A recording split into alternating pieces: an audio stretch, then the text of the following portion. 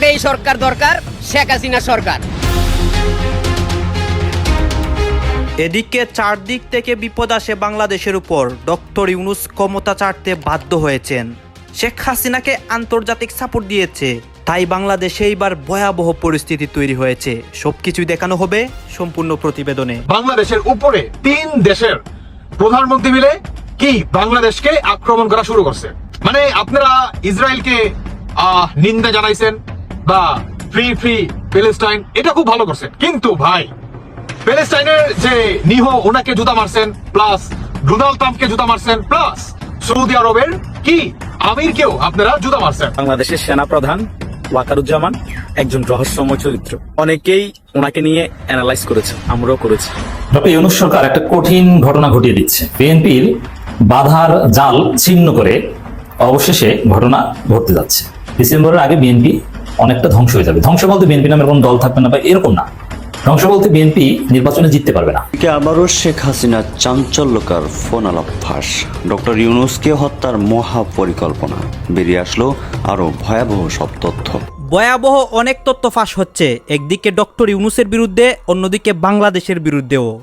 দর্শক শ্রোতা, দেশের বিরুদ্ধে বিভিন্ন ষড়যন্ত্র হচ্ছে, আপনারা জানেন। দেশের মধ্যে কিন্তু অনেক অস্থিতিশীল পরিবেশও চলছে। যে কোনো বিষয় নিয়ে সাধারণ মানুষজন রাজপথে নেমে যায় এবং আন্দোলন করে। ইতিমধ্যে কিন্তু আন্তর্জাতিক চাপ বাংলাদেশের উপর আসে এবং ডক্টর ইউনূসের উপর আসে। আপনারা জানেন যে ডক্টর ইউনূস কিন্তু অনেক বক্তব্য দিচ্ছেন আমাদের দেশকে স্বাভাবিক করবেন, এবং ডক্টর ইউনূসকে সরাসরি আলটিমেটাম অনেকে দিচ্ছে যে তিনি যাতে আগামী কিছুদিনের ভিতরে একটা নির্বাচন দেন এবং তিনি যাতে দেশ ত্যাগ করেন। সর্বশেষ কি হয়, এই বিষয়গুলো পর্যালোচনা করার পর যেই নিউজগুলো আমাদের কাছে আসে, সেই নিউজগুলো আপনাদেরকে এই জায়গায় এক এক করে ধারাবাহিকলি দেখাবো।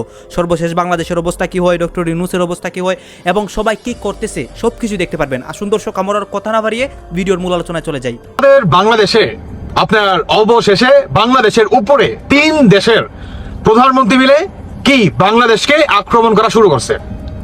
মানে আপনারা ইসরায়েলকে নিন্দা জানাইছেন বা ফ্রি প্যালেস্টাইন, এটা খুব ভালো করছেন, কিন্তু ভাই প্যালেস্টাইনের যে নিহ ওনাকে জুতা মারছেন, প্লাস ডোনাল্ড ট্রাম্পকে জুতা মারছেন, প্লাস সৌদি আরবের কি আমিরকেও আপনারা জুতা মারছেন, নরেন্দ্র মোদীকেও মারছেন। মানে 4টা দেশের প্রধানমন্ত্রীকে আপনারা জুতা মারছেন। আপনারা ডোনাল্ড ট্রাম্প এবং নরেন্দ্র মোদী কিংবা আপনার সৌদির যে যুবরাজ ওনাকে বাদ দিয়ে, মানে এই 3টা ব্যক্তিকে বাদ দিয়ে যদি আপনার ইসরায়েলের নিহুকে আপনারা জুতা না কাপ্তারোয়া বানায়া যদি আগুন ধরে দিতেন, তাও কোনো কিচ্ছু করতে পারতো না। কিন্তু সমস্যাটা আপনারা পাকাইছেন কোন জায়গায়, যে 3 দেশের প্রধানমন্ত্রীকে আপনারা জুতা মারছেন। এটার ভিতরে বর্তমান সবচেয়ে যেটা আক্রমণ কিংবা আমাদের বাংলাদেশের দিকে ধেয়ে আসতেছে সৌদি আরবের নিষেধাজ্ঞা এবং ইসরায়েলের যে টাইমস অফ ইসরায়েল। দেখেন তাদের প্রতিবেদনটা, দেখেন আমাদের বাংলাদেশকে নিয়ে কি প্রতিবেদন, এবং যে ছেলেটা নাকি আপনার জুতা মারছে তার ছবিটা পর্যন্ত একদম খুব ভালোভাবে ফোকাস দিয়ে ছাপাই দিছে। শুধু এটা না, তারা উল্লেখ পর্যন্ত করছে যে এটার ভিতরে কি মৌলবাদীরা ছিল। আপনার বাংলাদেশে যে জঙ্গিবাদী আছে এটা তারা প্রকাশ করছে। এখন ইসরায়েল যত যাই কিছু প্রকাশ করুক, তবে আমরা তো জানি যে আমাদের বাংলাদেশে এক শ্রেণীর জঙ্গিবাদীরা তারা আছে, এটা আমরা জানি। কিন্তু ভাই এখন সমস্যাটা কোন জায়গায় জানেন? সমস্যাটা হচ্ছে 30 লক্ষ সৌদি আরবের প্রবাসী আপনার নিষেধাজ্ঞা আসতে যাচ্ছে। শুধু এটাই না, আমাদের বাংলাদেশের কোনো মানুষ ইউরোপে যেতে পারবে কিনা এটা নিয়েও বর্তমান আপনার প্রায় 100-এর ভিতরে 80% নিষিদ্ধ আসতে পারে। কেন বললাম? কারণ ইসরায়েলের পক্ষ থেকে কঠিনভাবে প্রতি স্টেপে পদক্ষেপ নিচ্ছে যে এটার পিছনে কোন নির্ধারিত মৌলবাদীরা তাদেরকে জুতা মারছে, এদেরকে হেনস্থ করা হবে। ডক্টর ইউনূসকেও আপনার ডাকাতে পারে কিংবা এটার জবাব চাইতে পারে। উল্টো দিকে আপনার আমেরিকার যে প্রেসিডেন্ট ডোনাল্ড ট্রাম্প, তার পক্ষ থেকেও এখন পর্যন্ত ওই ধরনের কোনো বার্তা আসে নাই। তবে আসবে না এটা আপনি বলতে পারেন না। সৌদি আরব থেকে অলমোস্ট আপনার মানে আমাদের বাংলাদেশের অন্তর্বর্তী সরকারকে বাস মারা শুরু করছে। এখন বাকি হচ্ছে আমেরিকা। নরেন্দ্র মোদী তো মারছেই, ইন্ডিয়া তো মারছেই। এখন ভাই আমার একটা কথা হচ্ছে যে অনেকেই বলছেন ওই ভিডিওতে আমাকে যে তুষার ভাই আপনি কি ভয় পান নাকি? আপনি কি ভয় পান? ইসরায়েলকে দেখে আপনি ভয় পান? ভাই আমি ভয় পাই না। আমি জানেন কোন জিনিসটাকে ভয় পাই? দরিদ্রতা। আমি জানেন কোন জিনিসটাকে ভয় পাই? আমাদের বাংলাদেশের যে নিরহ যে বাচ্চাগুলো আছে, যে প্রাণগুলো আছে, ওই বাচ্চাগুলো আসলে কি করবে? এখন ইসরায়েল যদি আপনার প্যালেস্টাইনের মতো আক্রমণ করে তাহলে আপনারা কি বাঁচতে পারবেন? ও আপনাদেরকে তো সৌদি আরব মানে সহযোগিতা করবে, তাই না? কেন সৌদি আরবে তো জুতা মেরে বসে রাখছেন। কি কুয়েত সহায়তা করবে, কাতার সহায়তা করবে, ওমান সহায়তা করবে, ইরান সহায়তা করবে, ইরাক সহায়তা করবে, দুবাই সহায়তা করবে, তাই না? দেশের সেনাপ্রধান ওয়াকারুজ্জামান একজন রহস্যময় চরিত্র। অনেকেই ওনাকে নিয়ে অ্যানালাইজ করেছে, আমরাও করেছি।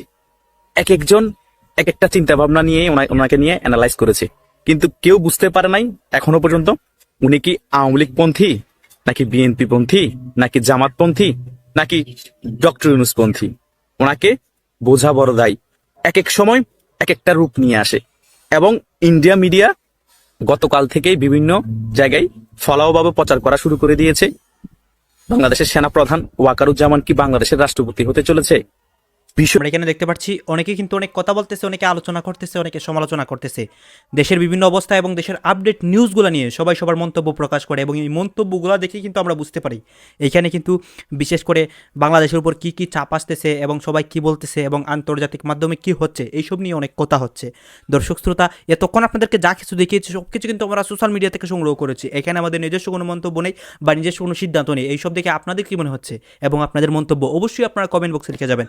এবং আপনাদের কাছে আমাদের একটা রিকোয়েস্ট থাকবে, আপনারা যদি আমাদের চ্যানেলের নতুন দর্শক হয়ে থাকেন চ্যানেলটি সাবস্ক্রাইব করবেন এবং পাশে থাকা বেল বাটনটি বাজাবেন, যাতে করে নেক্সট ভিডিওটা সবার আগে আপনাদের কাছে পৌঁছায়। ধন্যবাদ।